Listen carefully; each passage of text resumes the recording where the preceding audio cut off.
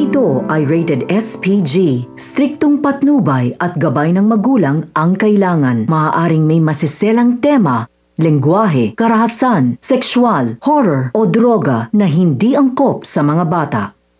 Sabi ni Olga kay David na matalino ang kapatid niyang si Ramon at hindi ito basta-basta maluloko at wag munang ipakita ni David ang pagkagahaman nito sa kayamanan. Nabi ni Mokang sa kanyang sarili na kung ano ba ang ginagawa niya, ayon pa sa kanya na patawarin umano siya ni Tanggol. Sinundan naman siya ni Ramon at habang siya ay umiiyak, nakita siya ni David sa malayo at laking gulat ni David na si Mokang pala ang pakakasalan ni Ramon. Sinabi ni David sa kanyang sarili na hindi siya pwedeng makita ni Mokang dahil siguradong papatayin siya ni Ramon. At ang mga dapat nating abangan ngayong Miyerkules, malalaman nga ni Amanda ang tungkol sa pagkakapatay ni Augusto sa kanyang kapatid. Kung kaya't mas minabuti niyang iwan na lang si Primo dahil nangangamba siyang madamay pati mga magulang niya.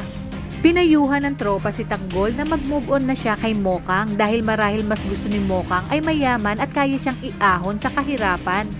Di nga magkandaugaga sina Olga at David kung ano ang kanilang susunod na hakbang dahil nalaman na nga ni David na si Mokang ang mapapangasawa ni Ramon, kung kaya't delikado umano ang buhay niya.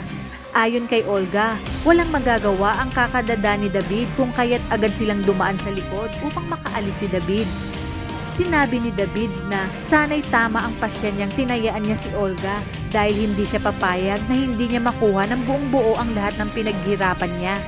Talaga nga namang napakagahaman ni David kung kaya't sukdulan na ang kasamaan na gagawin nito para lang sa pera.